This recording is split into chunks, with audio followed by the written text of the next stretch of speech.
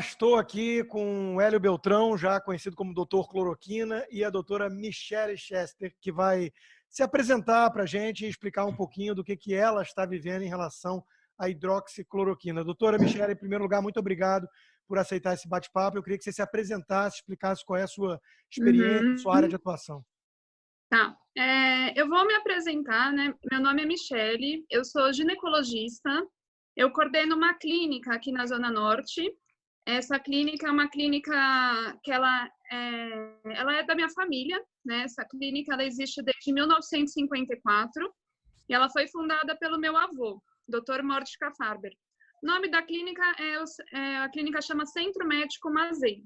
E a gente, na verdade, a gente já tinha uma equipe bem estabelecida, a gente já tinha secretária, na verdade, as secretárias, né, elas sempre foram muito proativas, os pacientes já tinham um relacionamento muito próximo com a clínica e os profissionais também. E isso acabou facilitando com que esse trabalho fosse realizado nesse tipo de situação. Então, a gente já tinha um relacionamento prévio, os médicos, os pacientes, as secretárias, muito próximo, antes de começar essa pandemia. E isso acabou facilitando muito com que esse trabalho fosse realizado pela nossa equipe. E como que você se aproximou da hidroxicloroquina? Como é que você descobriu isso para a questão do coronavírus? Na verdade, assim, eu como médica, eu sou uma pessoa que eu sempre fui muito persistente. E eu sempre fui muito preocupada. Então, por exemplo, sempre eu fiz residência na Santa Casa de Ginecologia e Obstetrícia, e sempre que eu me deparava com alguma situação que eu não pudesse resolver, eu não conseguia nem dormir. Então, eu sempre tive esse perfil de ir atrás de uma solução para o problema, entendeu? Então, esse é um perfil da minha personalidade, que eu sempre agi dessa forma. Então, por exemplo, se eu precisava de uma UTI para uma paciente oncológica e não tinha disponível, eu ia na UTI e eu conversava com o chefe da UTI até eu conseguir a UTI para a pessoa, entendeu? Eu jamais vou descansar enquanto eu estou vendo que existe alguém doente, alguém com qualquer... alguém em necessidade também, alguém que está evoluindo mal, um caso com piora progressiva, eu não vou ficar parada nessa situação. Então, na verdade, como que isso tudo começou? Isso tudo começou porque eu fui contaminada pelo Covid, tá?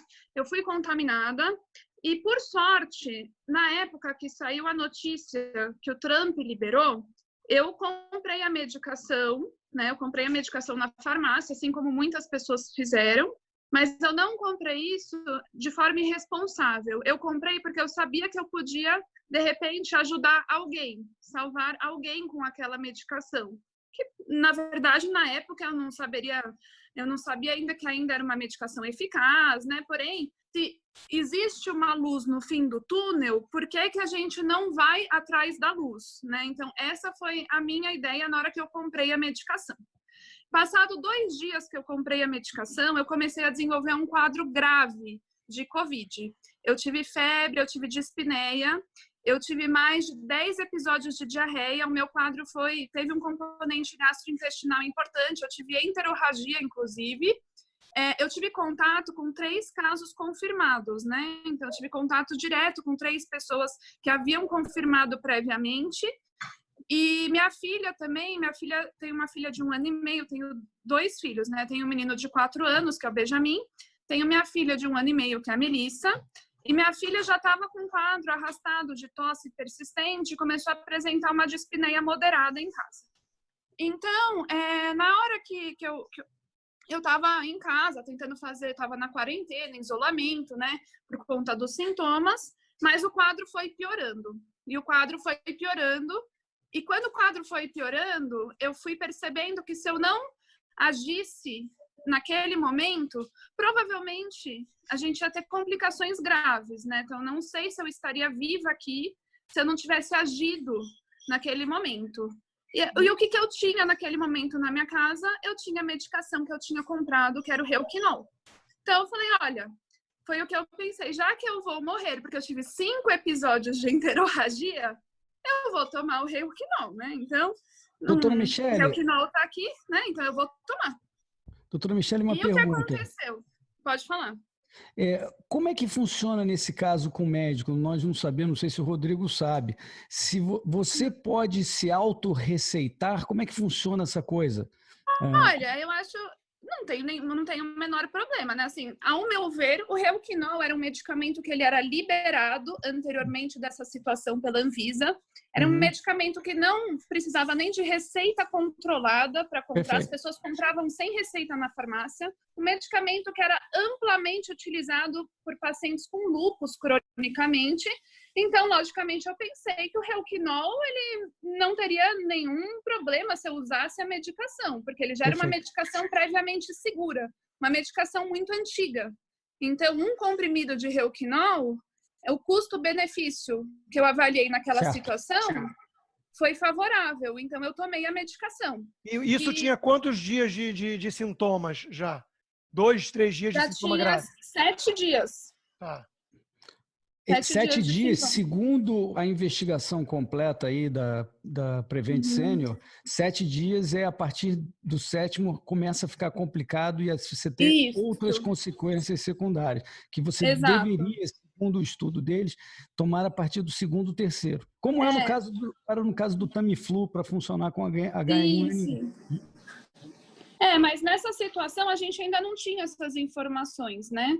Quando verdade. eu tomei a medicação, foi antes de ter todas essas informações. Correto. A informação que a gente tinha, qual que era a informação? Quem está doente, fica em casa e aguarda a melhora. Essa era a informação disponível do momento, né? Exato. Tá, então, continuando. Aí você tomou o remédio e o que aconteceu? Em quanto tempo os sintomas aliviaram? Aí o que aconteceu? Em 3 horas eu não estava mais com a enterorragia. Em 8 horas eu estava 90% melhor. Eu estava com uma mialgia intensa, que eu não conseguia nem levantar da cama, com calafrios, né? Que a gente nota, né? Através do meu estudo, eu identifiquei que a presença de mialgia e calafrios provavelmente é um dos critérios de gravidade do quadro, né? Então, eu estava com a medicação certa na hora certa. Agora, os médicos costumam dizer que existe, e já comprovado, o efeito placebo, né, doutora Michele? Como que ninguém escapa, nem os médicos. Será que não foi aí o evento placebo com você? Eu acredito que não, sabe por quê? Porque eu orientei já o tratamento de 2 pacientes, inclusive uma médica, que estava para ser entubada, estava saturando 90%. E depois que ela tomou a medicação, ela não foi mais entubada. Então, eu acho que isso é uma evidência de que não é apenas o efeito placebo, ele pode estar existente, concomitante, com certeza. Tem um fator psicológico. Quando a pessoa toma um medicamento, ela espera melhorar. Então, acho que isso existe. Mas uma pessoa deixar de ser entubada não é efeito placebo apenas. E como é que você ministrou esses remédios?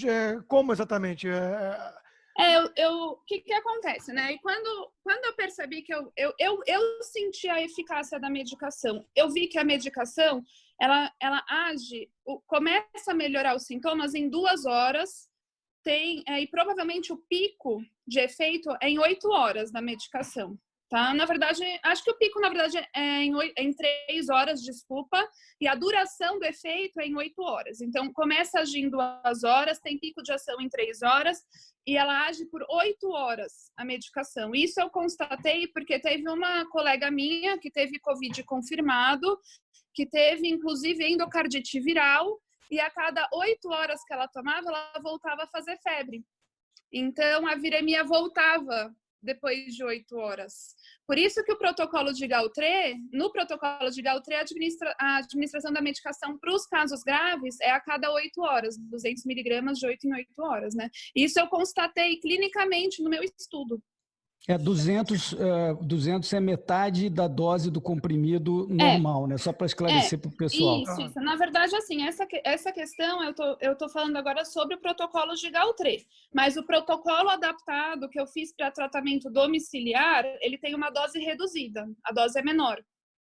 E você mencionou aí, doutora, o seu estudo clínico. Eu queria entender melhor o que você fez em relação a esse estudo. Certo. Na verdade, assim, esse estudo, ele é um estudo que já foi aprovado pelo Comitê de Ética e Pesquisa do Hospital Pérola Bainton, tá?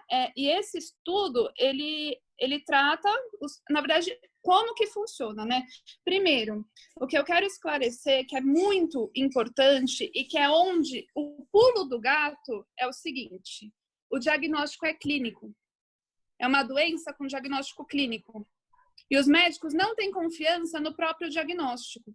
Então, por exemplo, se tem uma pessoa com fonte confirmada positiva e começa a desenvolver sintomas de mialgia e anosmia, você não precisa fazer nenhum teste para confirmar que é COVID, aquilo é COVID, entendeu? Esse é o pulo do gato, na minha opinião. Então, a partir desse princípio, o que eu identifiquei? Eu identifiquei que se eu levasse a medicação para o paciente e administrasse de forma supervisionada na própria residência através da telemedicina, esse paciente ele não seria mais um foco de transmissão exposto na comunidade. Então, essa foi a minha estratégia. Eu identifiquei casos que foram confirmados por critérios epidemiológicos e clínicos bem específicos, casos moderados com evolução desfavorável, e nesse grupo de pacientes eu realizei a administração da medicação de forma domiciliar através da telemedicina. E qual o tamanho dessa amostra, doutora? Qual o tamanho dessa amostra? Eu tenho 17 pacientes que fizeram tratamento. Deixa eu só esclarecer uma coisa. Então, nós não estamos falando nem de pronto-socorro, onde... Não, é um tratamento domiciliar. Isso, porque no pronto-socorro, eventualmente, você pode ser encaminhado para fazer uma tomografia, onde aí você tem um diagnóstico clínico mais... Isso, assim, se não existe necessidade, eu sou contra expor a fonte. Então, assim, se a gente não tem necessidade de expor aquele paciente contaminado no elevador, você não contamina o elevador. Se você não tem necessidade de expor o paciente contaminado no metrô, você não contamina o metrô. Você não contamina o hospital. Então, você quebra a cadeia de transmissão. Essa é também, Rodrigo e doutora Michele, a atitude da Prevent Senior, que acompanha por um banco de dados e faz testes remotos, inclusive. Eu não sei como funciona, você bota o celular perto para checar algumas coisas. Agora eu vou contar um segredo para vocês, tá? O segredo é o seguinte: quando eu comecei essa pesquisa, eu abri os meus dados para a comunidade médica. E por que eu fiz isso? Porque eu identifiquei que se eu abrisse os dados e que se algumas pessoas, por mais que ainda não estivesse cientificamente comprovado, iniciassem esse tipo de tratamento, a transmissão ela seria interrompida, de certa forma, entendeu? Então, tudo que eu fiz, eu notifiquei o CREMESP, eu passei esses dados para o Ministério da Saúde, eu abri para a comunidade médica o meu protocolo. O meu protocolo ele foi realizado em conjunto com o professor Nílsio, que é ex-presidente da Sociedade Brasileira de Reumatologia, e ele confirmou a segurança do protocolo para uso domiciliar em pacientes sem comorbidades prévias.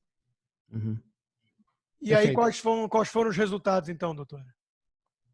Os resultados, assim, a gente está finalizando aqui a análise estatística, né? Porque eu quero divulgar resultados cientificamente comprovados, por mais que eu acredite na eficácia da medicação e por mais que eu tenha visto essa eficácia na minha experiência clínica, mas dos 17 pacientes que eu tratei, nenhum precisou ir ao pronto-socorro. Além disso, tiveram outros 30 pacientes que eu indiquei o tratamento, porém eles não seguiram o meu protocolo devido a toda a situação da medicação, ficaram com medo de tomar a medicação, e nesse grupo de 30 pacientes com sintomas moderados e mau prognóstico, a gente teve 3 internações hospitalares e 10 idas ao pronto-socorro. Então vamos repetir os números. 200, fala de novo os números. Ao todo foram 90 pacientes que a Certo. gente atendeu por telemedicina. Certo. Desses 90, 47 tinham sintomas moderados com mau prognóstico e que teriam necessidade de realizar o tratamento domiciliar. Certo? Certo. Aí, e começaram o tratamento. Desses, apenas 17 seguiram as minhas orientações e fizeram tratamento domiciliar, conforme eu orientei. Ok. Tiveram 3 pacientes que foram casos graves, que eu não fiz o protocolo domiciliar e encaminhei para o hospital. Mas não entre os 17. Não entre os 17. Não. São 3 separados que eu identifiquei que eram casos mais graves. Aí esse perfil de paciente grave, ele não deve ser tratado em casa. Então, obviamente, Perfeito. eu já direcionei direto para o hospital esses casos. Os pacientes que foram elegíveis para o tratamento domiciliar foram os casos moderados, com mau prognóstico, com evolução desfavorável, que poderiam, com certeza, iriam procurar o pronto-socorro se não tivessem entrado com a medicação. Muito bem. E dos 17? O que aconteceu com os 17 que passaram a ser medicados? Vou contar. Dos 17, 16 tiveram melhora expressiva no 5º dia, com melhora superior a 90% dos sintomas, tá? Ok. Alguns apresentaram efeitos colaterais. Os E o efeitos outro colaterais... Peraí, só um minutinho, doutora. Tem o né? último. O que aconteceu com ele? Esse paciente, eu passei a medicação para ele, porém ele usava uma medicação que chama Dexilante. Dexilante é uma medicação semelhante a um omeprazol, né? É um protetor gástrico de longa duração. Esse paciente, ele não apresentou tanta melhora quando foi associado o protocolo. Aí, o que aconteceu? Eu dei uma lida na bula do Reuquinol e eu identifiquei que essa medicação que ele usa está na classe dos medicamentos que interagem, diminuindo a absorção do Reuquinol. Aí eu suspendi o Dexilante e ele apresentou melhora depois, assim que eu suspendi o Dexilante. Então, e sobre os efeitos colaterais dos que tiveram? E os efeitos colaterais que você ia falar? A maioria foi náusea e diarreia. Tá, e é um remédio de baixo risco, né? Aplicado há décadas no país. Baixíssimo risco. Na verdade, assim, existe muita especulação sobre a medicação, mas é uma medicação muito antiga. Uma medicação muito antiga, já usada inclusive em gestantes que apresentavam lúpus, né? Então, era uma medicação rotineiramente prescrita para pacientes com problemas reumatológicos há muitos anos, né? O Reuquinol, ele foi sintetizado em 1939. Perfeito. Então, a gente tem todo... o caso, pelo que eu entendi, você aplicou basicamente, na maioria dos casos, de forma quase preventiva. O Hélio fala de ambulatório, mas foi até pré-ambulatório. Na verdade, eu não considero preventivo. Eram casos moderados, com mau prognóstico, com evolução desfavorável. Eu considero como terapêutico. Terapêutico. Sim, terapêutico. Mas você recomendaria de forma profilática ou você acha que não? Eu acho que precisa de mais estudo para recomendar de forma profilática, tá? Porém, doutora, não, eu ia perguntar, eu sei que o Rodrigo tem que sair, por isso que... Mas, eu tenho uma tendência, sim, a achar que o benefício compensa o risco. Eu acho que o benefício da profilaxia para profissionais de saúde expostos deve, sim, ser considerado. Essa é uma outra pergunta que eu queria fazer. Deve ser analisado e estudado. E tem um estudo no Ceará, que já estão fazendo, os colegas do Ceará, eles já estão fazendo um estudo sobre a profilaxia para profissionais de saúde. Exatamente sobre isso. Já está sendo estudado, né? Deixa eu pegar um gancho nisso que é importante. Eu entrevistei ontem na rádio o doutor Roberto Calil Filho, que teve o Covid-19 confirmado e não me respondeu se tomou o hidroxicloroquina. Ele disse que tomei. Você tomou. Eu assumo. Eu tomei, Mas isso que eu queria te perguntar, doutora. O doutor Davi Wippe também deu uma entrevista para o Datena, foi perguntada a mesma coisa, ele saiu pela tangente, disse que tomou um coquetel de remédios. Eu coloco a minha cara aqui para bater. Pela doutora... vida das pessoas, eu coloco minha cara aqui. Eu, doutora Michele, eu tomei a medicação, eu informei o Cremesp, eu dei a medicação para minha filha, eu informei o Cremesp também quando eu dei a medicação para minha filha. Sua filha é pequenininha. E a pergunta por que você acha que estão escondendo? É medo, porque ainda não tem... Olha, na verdade, assim, eu acho que a maioria dos grandes pesquisadores, eles necessitam de evidências científicas consagradas para defender um certo protocolo. Mas, doutora Michele, uma pergunta. Saiu na semana passada, início da semana passada, um paper um RCT, um Randomized Clinical Trial, um double blind, né? Duplo cego, padrão supra-sumo da comunidade científico-médio, que se chama Efficacy of Hydroxychloroquine in COVID-19 Patients, que foi publicado na New England Journal of Medicine, que é uma das mais reputadas do mundo. Então, eu considero isso, para mim, isso é uma evidência comprovada. Pois certo? O que Agora, precisa mais? Eu não sei. O que as outras pessoas aguardam, eu não sei. O meu papel eu estou fazendo, eu estou tratando os pacientes, entendeu? Eu estou obtendo melhora. Eu zerei os casos no meu condomínio. Eu moro num condomínio e muitos desses pacientes, eles foram expostos nesse condomínio. Então, agora os casos aqui no meu condomínio estão controlados depois que eu entrei com esse protocolo. Inclusive, eu já solicitei financiamento ao Ministério da Saúde para aplicar esse protocolo no SUS, de forma... Doutora, pegando um gancho nisso, você tratou, se eu não me engano, uma... era a Suzy, né, o nome dela, ela permitiu que eu mostrasse o caso dela, então quem está acompanhando agora vai ver. Vamos lá, mostra a Suzy. Da entrevista dela, né? E olha, a Suzy, deixa eu contar a história da Suzy. A Suzy é uma pessoa, uma pessoa muito boa, né? Ela já trabalhou na nossa clínica, inclusive, então eu conheci ela porque ela cobriu férias de uma faxineira que trabalhava na nossa clínica, né? E a Suzy, ela permaneceu com um quadro arrastado por 10 dias. Ela foi 4 vezes ao pronto-socorro, teve um quadro de dispneia importante e ela ia voltar novamente ao pronto-socorro. Aí eu falei, não, Suzy, vamos fazer o tratamento, né? E o mais interessante é que a Suzy foi exposta, porque a Suzy, ela estava trabalhando atualmente como cobradora de ônibus, o motorista teve Covid e o ônibus que ela trabalhava era um ônibus com ar-condicionado, né? Então, aí a gente vê a importância da transmissão em ambientes fechados com ar-condicionado. Então, ela é uma pessoa que foi muito exposta. E quanto mais a pessoa é exposta, provavelmente mais cepa ela vai ter circulando e mais viremia ela vai ter apresentar. Isso, pelo menos, eu acredito, né? Agora, não é ainda nada, assim, totalmente comprovado. Mas essa é a minha análise sobre toda essa situação. E aí ela começou o tratamento com a hidroxicloroquina e apresentou um quadro de melhora bem rápido, né? Exponencial.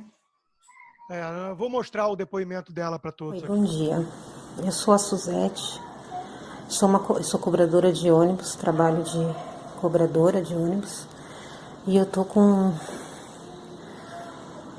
Faz uns 20 dias que eu tô com sintoma de coronavírus.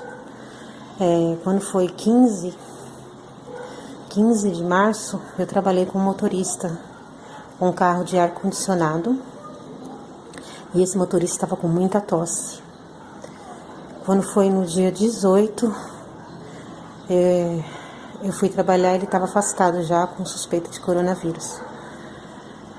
E depois passou uns dias, eu comecei com muita falta de ar, muita dor de garganta, uma moleza no corpo. Aí fui pro pronto-socorro. Chegando no pronto-socorro, o médico me atendeu e falou para mim tomar um remédio para dor de garganta e usar bombinha. Fiz esse procedimento por 9 dias e fiquei em isolamento. Tá bom. Quando foi no dia 29 de março, a falta de ar não passava. Eu tomava banho, cansaço para tomar um banho, para andar, para falar, tudo cansava. Fui ao médico de novo. O médico tirou um raio-x do meu pulmão e eu estava com uma pneumonia. Aí ele me passou um antibiótico me tomar durante 5 dias e dipirona se eu tivesse febre, tá bom. Fiquei 5 dias tomando esse antibiótico. Quando foi sexta-feira agora, eu comecei a ficar com muita falta de ar de novo, não consegui nem dormir à noite, tanta falta de ar. fui pro pronto-socorro de novo na sexta de manhã. E aí tô aqui. Fui pra sexta-feira de manhã lá no pronto-socorro de novo. Ele tirou outra radiografia, raio-x, né? E outro raio-x. E eu tava com a pneumonia mais espalhada no pulmão. Tava pior a minha pneumonia. Aí o que ele fez? Me passou outro medicamento, mais forte que aquele que eu tava tomando. E durante 7 dias. Tá bom. Fiquei. Mas aí eu tive um anjo na minha vida, que foi a doutora Michele, que eu conversei com ela, falei para ela o que eu estava sentindo, todos os sintomas. Ela me fez um questionamento, tudo, que desde quando eu estava assim e tal. Passei tudo para ela, dei todo o diagnóstico para ela. E hoje é domingo. Aí quando foi na sexta-feira à noite, meu marido foi buscar esse medicamento com ela. Se eu te falar que esse remédio que ela me passou é milagroso, vocês nunca acreditam. Hoje eu tô bem melhor, tomei banho agora e não tô me sentindo cansada. Pra falar, eu tava ofegante até demais, hoje eu já não tô tanto. Então tem 3 dias que eu tô tomando esse remédio e eu estou me sentindo super bem. Esse é um remédio milagroso, tá? E hoje eu tô me sentindo, não tenho mais disposição, não tô com aquela indisposição no corpo que nem eu tava, hoje eu não tô. Eu tô muito bem. Do que eu tava, eu tô muito bem. Tá? Eu só tenho a agradecer a doutora Michele, esse medicamento que ela me passou é maravilhoso. É só isso, obrigada, viu? Então tá, esse estudo seu vai ser publicado, doutora? Vai, a gente está preparando ele para publicação, eu estou nos dados finais, né? A gente ainda precisa passar ele para o inglês, porque eu quero publicar ele internacionalmente, mas eu vou liberar, como eu liberei todos os dados preliminares, eu vou liberar o estudo piloto preliminar também, e inclusive o pessoal da França, a equipe do Didier Raoult, está solicitando que eu libere, porque ninguém tem um estudo que os pacientes foram tratados dessa forma, né?